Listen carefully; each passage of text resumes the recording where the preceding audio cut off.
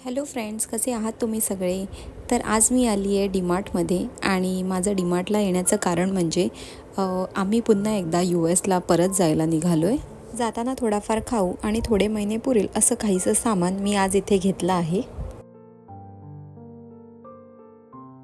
खरेदीचं सामान थोडं जास्त असल्यामुळे हितेश ऑफिसवरून मला डायरेक्ट इथे पिकअप करायला आला आहे. त्याला एवढी सुट्टी मिळू शकत नाही, त्यामुळे त्याच्या इंडियाच्या ऑफिसला जाऊन तो त्याचं ऑफिस अटेंड करतो आहे. थोडं करता करता एवढं सामान घेतलं गेलं माझ्याकडून की कधी 8,500चं बिल झालं हे मला कळालं देखील नाही. आणि जवळजवळ 11,000च्या 3 ट्रॅव्हलिंग बॅगसुद्धा आम्ही तिथून घेतल्या. सध्या हितेशचा पासपोर्ट आल्यामुळे हितेश आता US ला परत जातो आहे आणि मी त्याच्या 15 दिवसानंतर US ला जाणार आहे, कारण की माझा पासपोर्ट हा आत्ताच 2 दिवसापूर्वीच मला रिसीव्ह झाला आणि त्यामुळेच मम्मी पप्पांना थोडंसं सावरून त्यांना वेळ देऊन मी इथून निघणार आहे. सामान घेऊन आम्ही सोसायटीच्या पार्किंग लॉटमध्ये आलो. इथे गाडी पार्क करतोय आता हितेश. या 3 बॅग्सपैकी एक बॅग हितेशने हितेशसाठी घेतली आहे आणि बाकीच्या 2 बॅग्स त्याने त्याच्या मम्मी पप्पांसाठी घेतल्या आहेत, कारण की ते सुद्धा मे महिन्यात US ला येणार आहेत. गाडीत ठेवलेलं सर्व सामान आम्ही बाहेर काढलं आणि आता विचार करतोय की हे सामान आम्ही दोघांनी मिळून कसं न्यायचं. आणि त्यानंतर हितेशने लावलेल्या आयडियाप्रमाणे आम्ही सर्व बॅगवरती एक डीमार्टची बॅग ठेवली आणि घेऊन निघालो. आणि घरी आल्यावर हितेशच्या नवीन बॅगमध्ये मी त्याचं खाऊचं सर्व सामान टाकून ठेवलं. मी 15 दिवस त्याच्यासोबत नाही आहे, त्यामुळे थोडासा हा खाऊ त्याच्यासाठी मी आणला आहे. खाऊमध्ये लसूण चिवडा, भाकरवडी, त्यानंतर फरसाण आणि थोडंफार नाश्त्याचं सामान मी त्याला दिलं आहे. आणि फायनली ती वेळ आली ज्या वेळेची आम्ही कधीच वाट बघत नसतो. म्हणजे US वरून इंडियाला येताना जेवढा आनंद आमच्या मनात असतो तेवढाच किंवा त्याच्यापेक्षाही जास्त दुःख आम्हाला इंडियावरून US ला जाताना होतं. पण यावेळेसची सिच्युएशन आमच्यासाठी काही वेगळी होती. पहिल्यांदाच आम्हाला US वरून इंडियाला येताना अजिबात चांगलं वाटत नव्हतं. आता मला हितेशची बॅग पॅकिंग करायची आहे, त्यामुळे मी त्याच्या सर्व बॅग्स आता इथून काढते. अशा त्याच्या 3 बॅग्स मी आता इथे पॅकिंगसाठी काढल्या आहेत.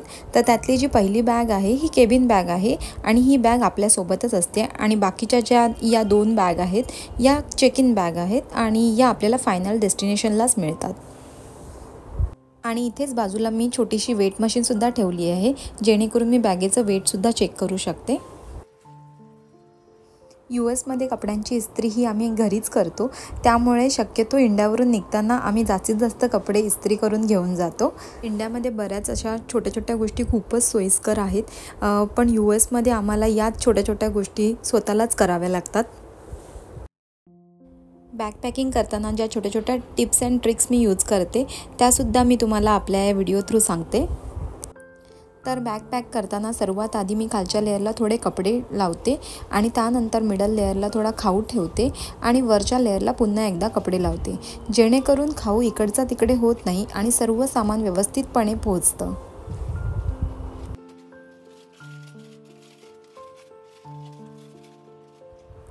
आणि जे पण हलकं असं सामान आहे ते सर्व काही मी बॅगेच्या वरच्या कप्प्यात ठेवते.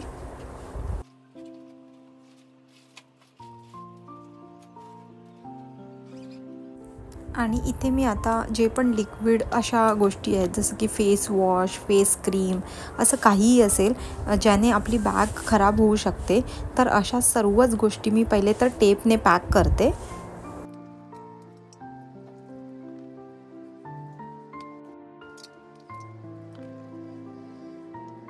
आणि त्यानंतर मी इथे एक असा डब्बा यूज करते आणि त्या डब्यामध्ये या सर्वच गोष्टी लीडवरच्या बाजूने ठेवून अशा सर्वच गोष्टी उभ्या ठेवते, जेणेकरून काहीही लीक होत नाही. आणि तो डब्बासुद्धा मी व्यवस्थित टेपने पॅक करते. आणि इथे हे मम्मीने हितेशसाठी हेल्दी असे ड्रायफ्रूटचे लाडू बनवलेत, तर तेही मी त्याला आता एका डब्यात पॅक करून देते.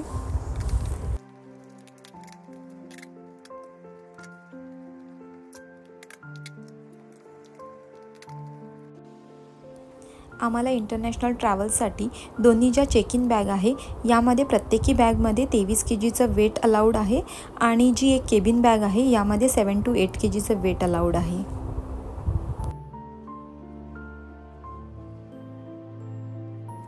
ज्या पद्धतीने मी पहिली बॅग भरली आहे सेम त्याच पद्धतीने आता मी दुसरी बॅगसुद्धा भरायला घेतली आहे. म्हणजे खालच्या लेअरला कपडे, मिडल लेअरला थोडंसं असं सामान आणि त्यानंतर पुन्हा वरच्या लेअरला कपडे.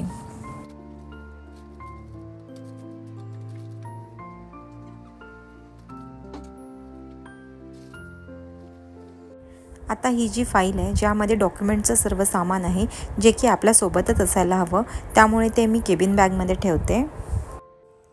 चला, बॅकपॅकिंग तर आपली झालेली आहे आता. तर अशा प्रकारे नेहमीच छोट्या छोट्या टिप्स अँड ट्रिक्स वापरून मी अशा पद्धतीने बॅकपॅकिंग करते. तर अशा 4 बॅग्स हितेश आता घेऊन जाणार आहे. यातील ज्या 2 मोठ्या बॅग आहेत त्या चेक इनमध्ये जातील आणि या 2 छोट्या बॅग्स ह्या केबिनमध्ये म्हणजे त्याच्यासोबत असतील. आणि आज आहे हितेशच्या फ्लाईटचा दिवस. तर त्याची अर्ली मॉर्निंग 3ची फ्लाईट आहे आणि आता वाजलेत 10. तर त्यामुळे आम्ही आता 10 वाजता घरातून निघू. तर मम्मीने आता ओवाळणी करायला घेतली आहे. आणि हा क्षण आणि हे मोमेंट्स खूप डिफिकल्ट असतात, स्पेशली मम्मी पप्पांसाठी.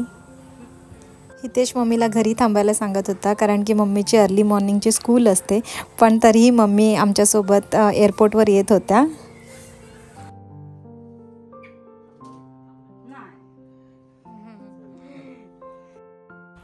उबर बुक केली आणि प्रत्येकाने हातात एक एक बॅग घेतली आणि त्या सर्व बॅग्स घेऊन आम्ही लिफ्टने खाली उतरलो.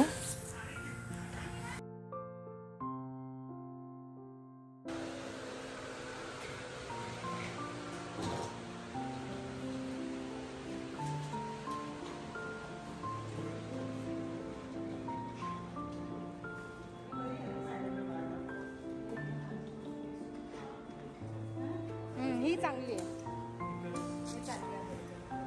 Bye bye. उबर येईपर्यंत आम्ही उबरची बाहेर वाट बघत बसलो होतो.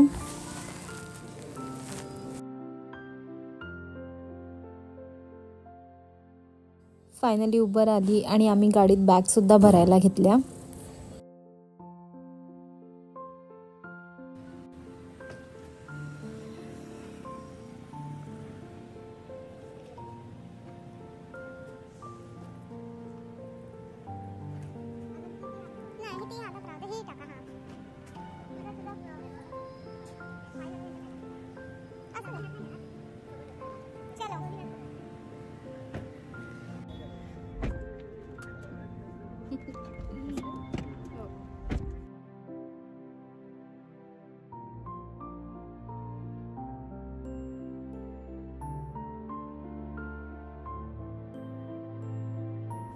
जवळजवळ 10:30ला आम्ही एअरपोर्टला येऊन पोहोचलो आणि एअरपोर्टवर गाड्यांची खूपच अशी गर्दी झाली होती. नंबर 2वर आम्हाला इथे हितेशची थाय एअरलाईन दिसत होती, तर त्यामुळे आम्ही बॅगसुद्धा तिथेच उतरवल्या.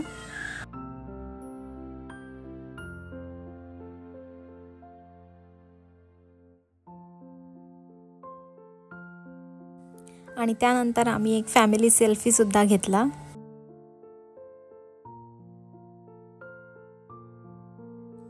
सर्व झाल्यानंतर आम्ही फ्लाईटचं चेक इन वगैरे सुरू झालं आहे की नाही हे बघायला आलो.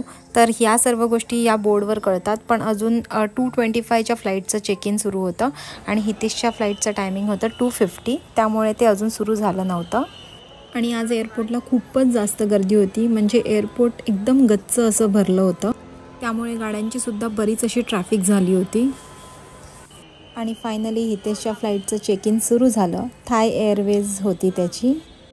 मी 15 दिवसात येते आणि तोपर्यंत तू तुझी काळजी घे, हेच मी हितेशला सांगत होती.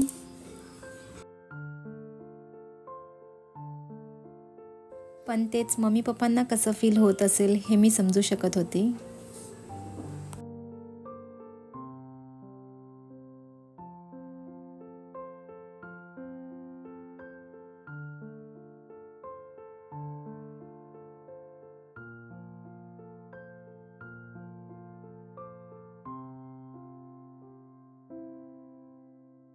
आणि फायनली हितेश आत गेल्यावर आम्ही सुद्धा घरी जायला निघालो. चला, व्हिडिओ कसा वाटला हे मला तुमच्या कमेंट थ्रू नक्की कळवा. आणि तुम्हाला हा आजचा आपला व्हिडिओ आवडला असेल तर आपल्या या व्हिडिओला लाईक, शेअर आणि चॅनलला सबस्क्राईब करायला विसरू नका. भेटूया आपण लवकरच नवीन अशा व्हिडिओमध्ये. तोपर्यंत बाय, टेक केअर.